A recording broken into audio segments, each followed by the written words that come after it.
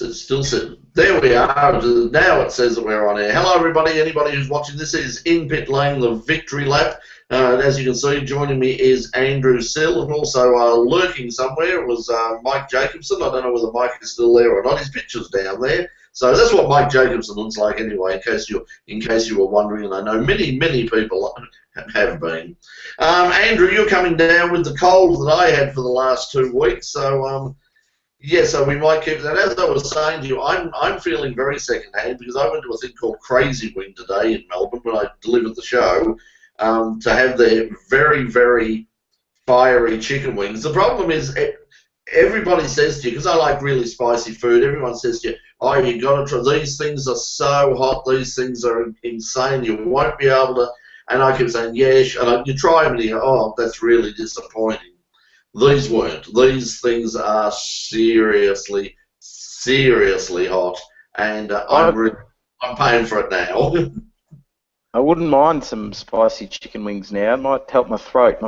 I'm at the starting phase of a cold where you get the sore throat, and then it'll go away tomorrow, and then it'll get into my nose. But anyway, I tell you what, if you want to sweat it out, it's better than a sauna. This thing, I was just dripping and tears and.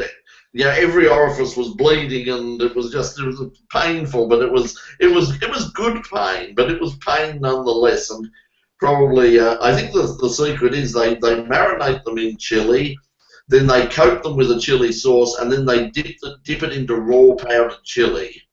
So it's sort of layer of chili on chili on chili, and it hits. It really hits. But anyway, this is not a food review show. Not yet anyway, so I thought we'd turn. Hey, this is interesting news. Spike Goddard, the Australian Formula 3 driver who's been running around mostly at the back of the European Formula 3 grid, is going to test Formula 1 with Force India. He raced in Formula 4 here in the Victorian State Series a few years ago. Do you know much about him? I mean, because if you have a look at his record, it's apart from winning the British Formula 3 Rookie of the Year, of which he was only one of 2 contenders. He really is, particularly international career, has been somewhat less than whelming. Yeah, no, he did race in Victoria. I think he may even be from New South Wales. I know he raced in the New South Wales series a bit as well in Formula Ford. And yeah, he's from New South Wales, but he did come down here and race in 2010, and then went over to Europe, raced a bit of Formula Ford, didn't do anything particularly exciting there. He's scored all of 3 points in this year's European Formula 3 champion. Now you would imagine that there's money involved in this, but as I said, I don't know what his background is, and I don't know where the money might be coming from. But I mean, good luck to him. I think definitely good luck to him. I think that he was one of those guys that made that call to sort of leave Australia and get over into the European scene quite early in his career.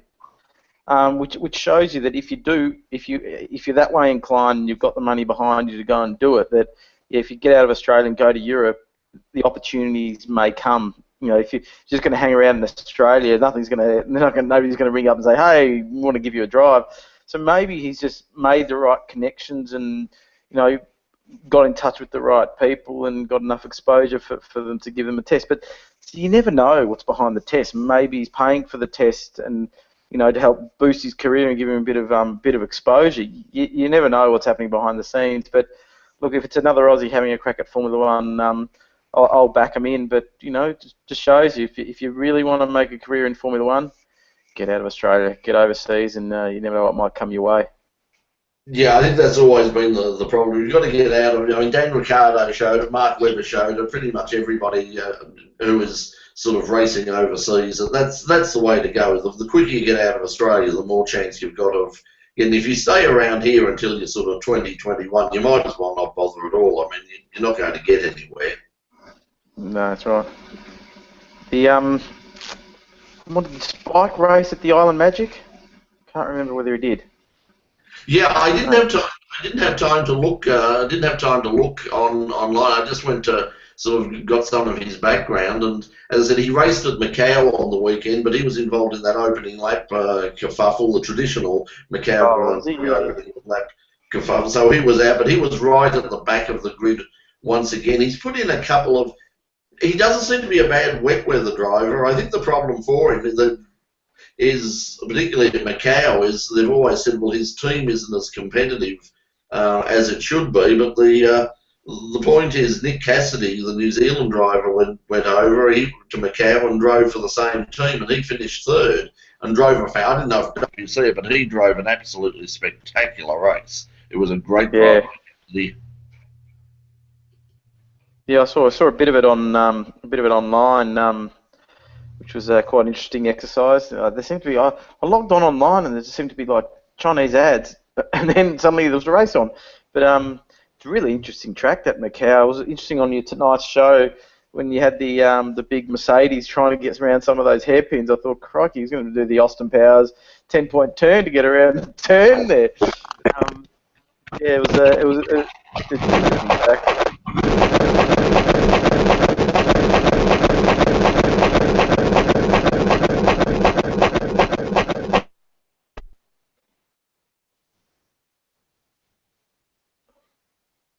Microphone keeps muting for some reason, but anyway, trying to tell me something. Yeah, Walkinshaw in the Jag was just insane there.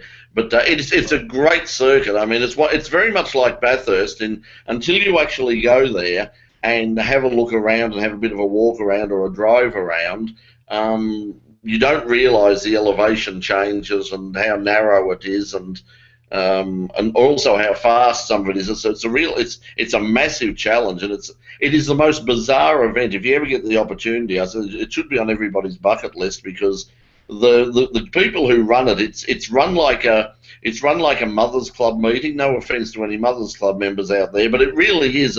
It's like sort of, almost like a family thing, and mum, dad, and the kids get together and say, hey, let's run a Grand Prix. It's really a bizarre sort of thing to deal with. I mean, like this is how bizarre and how they run things. The footage you saw tonight on the show, they sent out the what they call the VNR, the video news release, on the Sunday after the race, and the VNR had not one single shot of the winner. Nothing, and it also went in all the wrong order. I mean, the actual order that it ran in was the cars on the grid, the cars on the warm-up lap, some in-car shots of the cars warming up, then a shot of the cars on the dummy grid, then the crash, then the dice between Cassidy and Lucas Ayre, and then the podium, and Lucas Ayre getting the checkered flag, but not the winner. So that's what you got to work with, and this happens every single year. And if you contact them and say, look, it was a bit of a dog's breakfast, they're terribly apologetic. It's like, we are so very sorry. We will do better. We try very hard, and we will try harder next year. And about every year, it's the same thing. And out of the 5 minutes of footage that they send you, there's about 1 minute I think it was 1 minute and 10 seconds of the race, and the rest of it is various politicians and dignitaries meeting grid girls. That's pretty much very strange. That's motorsport, modern motorsport now. That's I love it how on one of our local media outlets, after V8 round, has a special press release on the grid girls, because that's an important part of it now.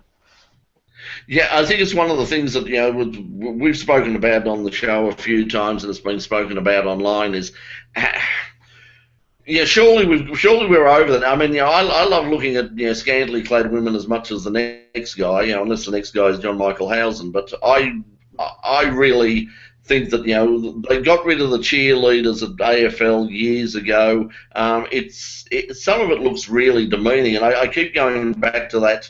To that round of the Formula 3 Championship earlier in the year at Phillip Island, when some very scantily clad and rather buxom young grid girls were waiting to greet the winners of the race and the people, and they were there ready for the big photo opportunity with the third place getter, and suddenly out jumped Chelsea Angelo, and it was just, oh, you're a girl. Oh, What do we do now? what do we do now? This is going to look a bit creepy. We better, do we shake hands? Do we don't know.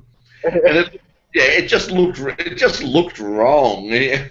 And when the guys turned up, it was like, oh, thank God, we can hug you and do all the photo, and it won't look creepy. But yeah. I'll tell you what will be interesting to see at the upcoming Island Magic round with all those Formula Vs. Imagine if every team had a grid girl.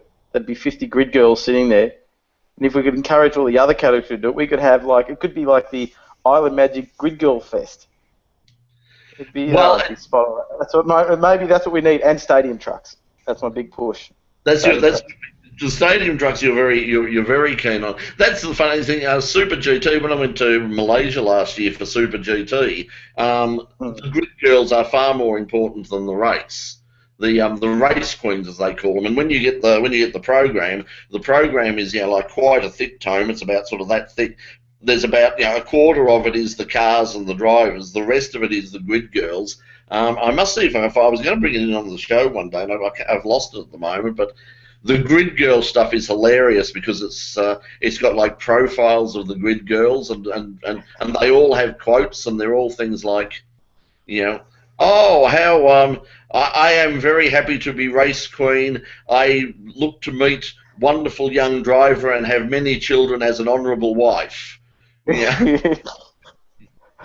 Yeah, it really is bizarre. It really is bizarre. But there were more people, they were saying to me, there were more people from Japan, more media are accredited, because you get separate media accreditation. You can cover the race or you can cover the grid girls. And there's more media accreditation for the grid girls than there is for the actual Super GT. They just know their audience, and maybe that's what V8 Supercar needs, is they just need to race with the stadium trucks. And you imagine V8 Supercar event at Phillip Island, stadium truck support, they come off at MG, instead of turning around MG, after going over the Lukey Heights there, straight off the track into the grass paddock area, around a few jumps, a few donuts, back out onto the track, onto the main straight. I could see that happening. I think that we've got to think outside of the square to resurrect V8 Supercars in Australia. Just seriously, if you go around that that external road around Phillip Island, we've thought of this a few times. There are great places where you could do like a rally super stage there, and it would be a real spectacle because there's some really good. The road going around it's gravel. There's a few jumps and all the rest of it, and there are spots where you could open up a spot in the track and probably drive onto the track, very much like you say. I don't think it'll ever happen, but. No, it won't happen. You raise a very good point. Let's just talk about Island Magic coming up, because it's a big event for the state scene, and I reckon Phillip Island for spectators at a state level meeting like Island Magic is just the best track to go and watch these cars, because for that fact that you can drive around the whole track. Before I had my own case to go there with my camera gear, and in one race you could get 4 different angles of the cars coming past, because you could just drive around, jump in your car and drive around. He's going to be an awesome event at Island Magic, and there's just something about Island Magic. They get more of a crowd, a spectator crowd. They have the radio playing. You can tune in on the radio to the commentators, so you know what's going on, and it's just a mind-blowing event. It's just good value for money, that event. It is. It's got that real, end of year party atmosphere, and the weather's always, usually pretty good. I think because of the fact that in most cases, they're not. It's not a part of the Cam State series, so it's a standalone. People who haven't done, a lot of people just stay, just basically this is their one meeting a year. This is the one, and you see that in things like sports sedans. I looked at the entry list for the sports sedans, and there's quite a few people there who basically haven't run all year. Who are just coming back just to do the 50k, or people who may have done the opening round or did a round at Winton or something. Yeah. Who said, look, I can't win there. I'm just going to put all of my resources into Island Magic. Well, from a Formula Ford perspective, traditionally people have used that event as sort of an introduction to the next year's level racing. So a lot of the young kids will come out and do that Island Magic event, and then which goes into doing the Vic State Series and so on. This year, because it's the final round of the Australian Formula Ford Series, we've got the National Series runners, so the competition is going to be red hot. But we've got 30 cars. That's about an extra 8 to 10 more than we've had in other rounds, because there's also a lot of local guys that are coming out and saying, let's go and do it. The entry fee's a lot cheaper for the Island Magic, so people are going, oh, well, I might as well do it. So we've actually got a couple of guys coming from America to race in it. They've been racing over there in some USF 2000 or some other USF 1600 or some other series. I think it could be from Canada. I think mine might be from Canada or the US. Yeah. But anyway, there's two guys coming. Yeah, one's from the US, the other's from Canada. I've got to. You've reminded me actually. I've got to try and see when they're actually arriving in Australia, because if there's any chance that they're arriving before next Tuesday night when we tape the show, wouldn't mind getting the guys in and just have a chat to them. But yeah, Mike Borland's bringing, because they race Spectrum cars in the US, and he's bringing them across. So so that'll be interesting.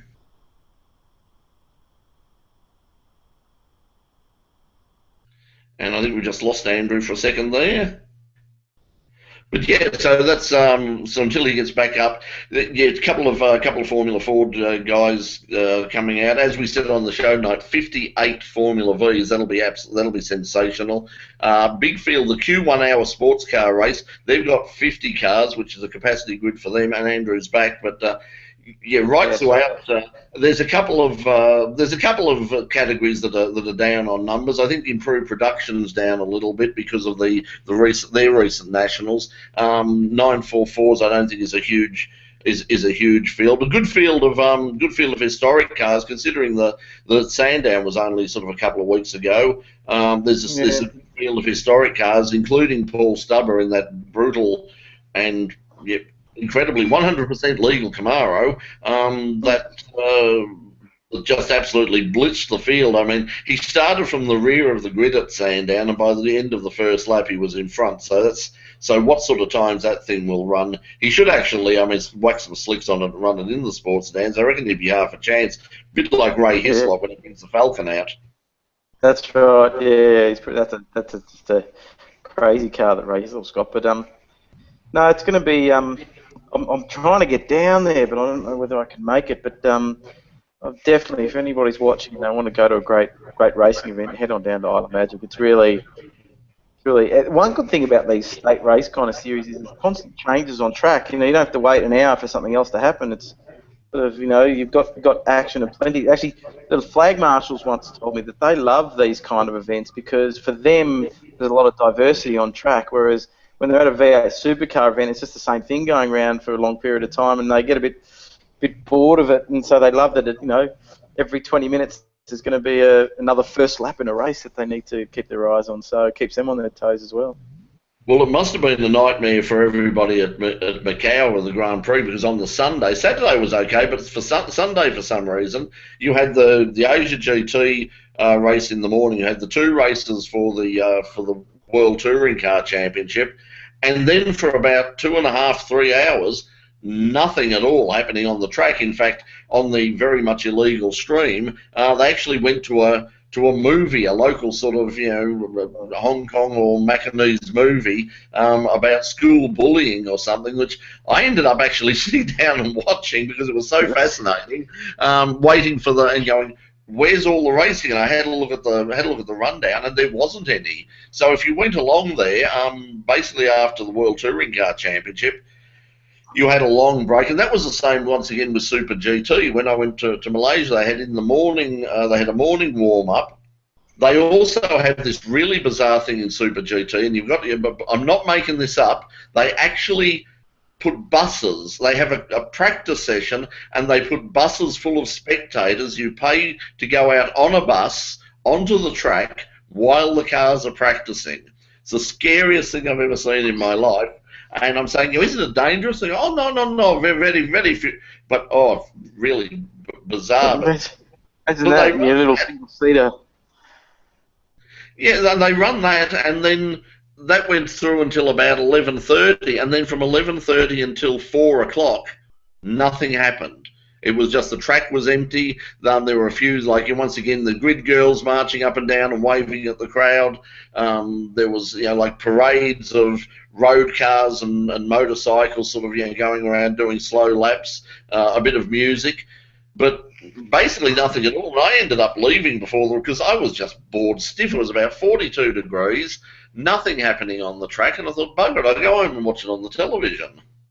No, I reckon one of the worst places to be when there's nothing happening is a racetrack. Like, you go there to see cars going around, and if there's not cars going around, then what else are you going to do? Eat donuts, the cafe or something. But yeah, it's actually been like that. I remember going to the last Adelaide Grand Prix, F1 Grand Prix, and on the Sunday and the race day, it was just like nothing on between sort of around that lunchtime break, and it felt like you're waiting for hours for something to happen. Then the race starts, and it's all good. But and I used to always say to people that the best day to go to see the Formula One cars is on a Saturday, because you get to see them a few times and qualifying, and and they have all the support races as well. With the Sunday, they sort of clear their schedule in the morning and wait for the F1s to come on, kind of thing. So maybe they need stadium trucks as well at the Formula One Grand Prix. I'm sure they will have stadium trucks. I'm sure eventually everyone will have stadium trucks. I mean, the United Nations will probably pass a special resolution at some stage saying that we must have stadium trucks. I reckon there's going to be an electric one coming too. So, the Formula E thing seems to be just kicking big goals. Have you heard anything about Formula E? Is there anything happening with Formula E? Yeah, the next round is coming up. I'm not sure whether it's this week or the week after, coming up in Malaysia. It's funny. We were talking about this a couple of weeks ago. There's this huge gap. I mean, they had all this momentum from the first round, and everyone said, "Oh, yeah, it's much better than we thought it was going to be." And they had the crash, and got a lot of publicity. And then they've just sort of taken this massive break, and all of the air seems to have been sucked out of it. But Trent Price, who joins us on the hangout on a number of occasions, I think he's heading over there, or I know he's heading over there. As I said, not sure whether it's this week or next. They've also announced they've got a new online partner which might mean, they haven't announced anything yet, but it might mean that there'll be some a bit more reliable and sort of official streaming. But I just hope they don't do a World Endurance Championship thing and want to charge silly amounts of money for it, because as interesting as it is, I don't think it's something at this stage that I'm prepared to pay money to watch. No, and you know what? There's so much motorsport on at the moment, and it's almost like I find the times now in motorsport are quite interesting in that there's so many categories, and they're all trying to fight for the spectator's eye kind of thing, and even sort of the shifting where V8 supercars are sort of on a downward trend, may not be a severe downward trend, but it's a downward sort of trend, and you've got new categories coming in, and the endurance car kind of thing, and the GTs. Have a look what's happening with the Bathurst 12 Hour. That's just like going gangbusters.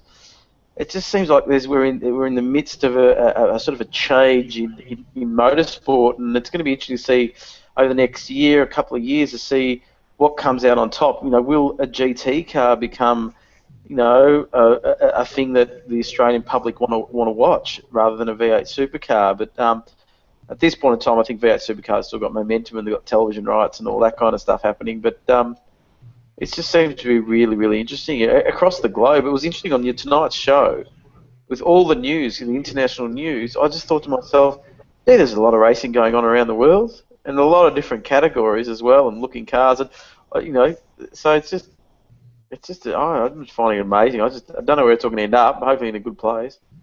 Last weekend was ridiculous. I think I said at one stage, I had like different computers and I had V8 supercars on the television. I had Macau Grand Prix on this. I had an ear out for Bahrain for the World Endurance Championship. There was a live stream which we carried on the inpitlane.com of Super GT, which Nismo TV provided, with the commentary from Radio Le Mans. So I watched that, and the cricket was on as well. So in between, I was sort of flicking to the cricket. So by the time it was finished, it was like I think the Nissan GTR have won at Bahrain by 4 wickets and 23 runs or something. It was very confusing. The ultimate sportsman you are. There you are. You're watching cricket and motorsport all at once. Yeah, no wonder you need some, no wonder you had to go to Crispy Wings. Yeah, well, like I said, I'm still suffering from crispy wings, but it was a dare last night on the show from some of the crew who said, and we didn't get finished in time to go to Crispy Wing, and as I said, I dropped the show in today, 2:31. I've got to sort of go back into the city in the morning and hand over the show for tonight's screening. And I thought, well, I'll go down to this Crispy Wing and see if these, allegedly massively super spicy chicken wings, these crazy wings, are as crazy as they say they are. And yeah, they are. They're seriously hot. But so it's in Russell Street. So if you're in Melbourne, I think there's a franchise. I think they're out in Glen Waverley as well. I think there's a few of them around, the guys were saying last night. So probably there's one coming to a like stadium trucks. They'll be coming to a town near. You wait. They'll have a pop-up van at the next V8 Supercars round with stadium trucks and crispy wings. But I just want to know: is it true that Jamie Oliver gave his daughter crispy wings as punishment, or was it just that he put chili on her toast or something like that? I'm not sure. I shudder to think what Jamie Oliver does at any stage. He, we've got something. I've got something. Mike has sent through a link, which I'm not sure how I can. I think I can share this link. I'm not sure, but I might. But it's something about Hang's hot sauce. So do it. So if I can't put it up, I'll post it up on Facebook or something a bit later on the link. I'll click on this and see what happens. Oh, there we are. That's all a bit strange. I think I'm still on. Oh, there we are. Hang's hot. Oh, that's right. There, various hot sauces. And I have had some of these. Yes, I've had in fact the habanero one, and that was the thing about this today. It was like they finished cooking the wings, they sort of dip it in Tabasco habanero sort of sauce, and then they just drop it into a great big plate of powdered chili. So just over the top to the point where it's not particularly, you can't really taste anything. All you get is heat. So it's one of those sort of dare things. It's not something I'd rush back and have again. But they did have some other wings that were nice. It's gonna be like the next ice bucket challenge thing. I can see it now. It's gonna go viral. Yes, well, I think that was the idea from the guys, that they wanted to go down and they wanted to film it, and I'm very glad they didn't, because as I said, I was bright red. I was actually weak at the knees. It was like they say that really hot chili releases the same endorphins that heroin does. I'm not sure. I've never actually taken heroin, believe it or not, but boy, I tell you what, it certainly had an effect. I had the shakes. I had it was good, but I wouldn't be doing it again in a hurry. And like I said, right now the stomach is really churning over. I can feel it working its way through the system. Hey, I heard on the show that next week's the last show for the year. Yes. So what do you got planned for it?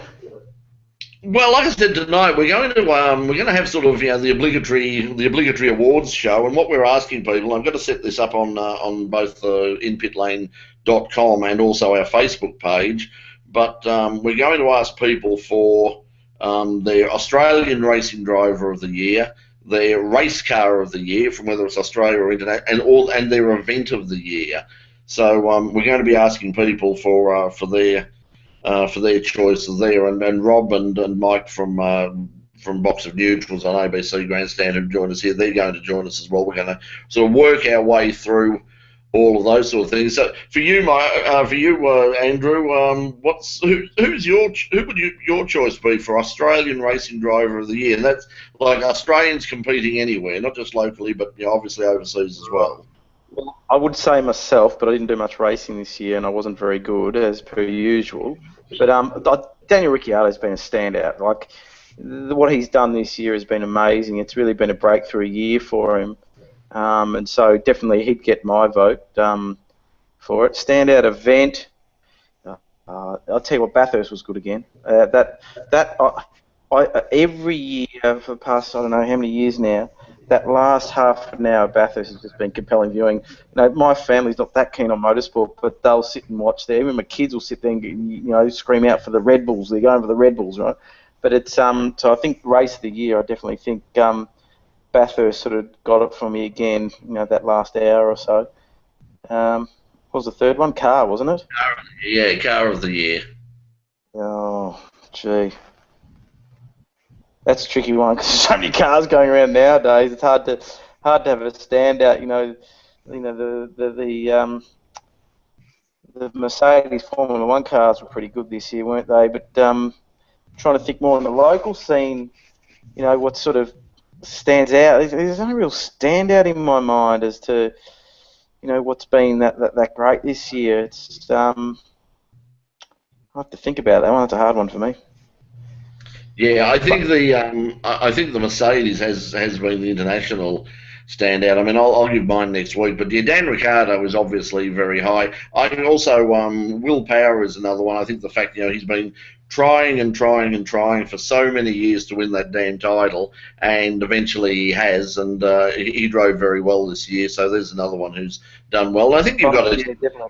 I think you've got to give hats off as well on the local scene to Jamie Whincup as well. I mean, he is, you know, whatever people think of him, he is the consummate professional, and he's just, you know, he's come together, put it together. He missed out at Bathurst, he only just missed out at Bathurst, but apart from that, you know, he's won another title, and he and Paul Dumbrell won the Endurance Championship. So it's very hard to sort of locally to look past Jamie Whincup, I think. Yeah, no, definitely. I think he's definitely been a standout. And there's been talk this week about, you know, whether he should try a new challenge or something. You know what? I'd love to see him try a different challenge. Maybe go overseas and see how he fares. You know, whether it be NASCAR or off to Europe and race, you know, endurance cars or something, or Formula E or stadium trucks. But you know, anything that would be a bit different to see how it would go. And you know what? I reckon maybe when it comes time for renewing his contract, he may make that call. I reckon he's the kind of guy that'd like to see how he would go on the international stage in a different arena, and I wouldn't put it past him that, you know, maybe when contract time's up that he might chase a new challenge elsewhere, which, you know, I'd love to see him do that. Yeah, I think he probably will. Listen, we might to put an end to it here because the chicken wings are calling, and so we might put an end to it, and we'll come back for the what at this stage will be the last victory lap of the season next week after our final episode of In Pit Lane. Andrew, thanks again for joining us, and good luck with the cold. Go and have some spicy wings, and that'll fix you up one way or the other. Yeah, you look. Next time I'm in the city, I'm going to definitely duck in and grab myself a dozen or so. We'll see how we go. Well, I tried 4, and trust me, 4 was probably 3 too many. And definitely the way I'm feeling now. Anyway, we'll catch you. I'll catch you hopefully next week. If not, we'll see you perhaps down at Isle of Magic if you can make it. And good luck with the cold. But we'll catch you later. Thank you. Okay, and to all of you at home, I remember we do have a competition. You can win tickets to Isle of Magic. Also, a night's accommodation at the the Ramada Resort at Phillip Island.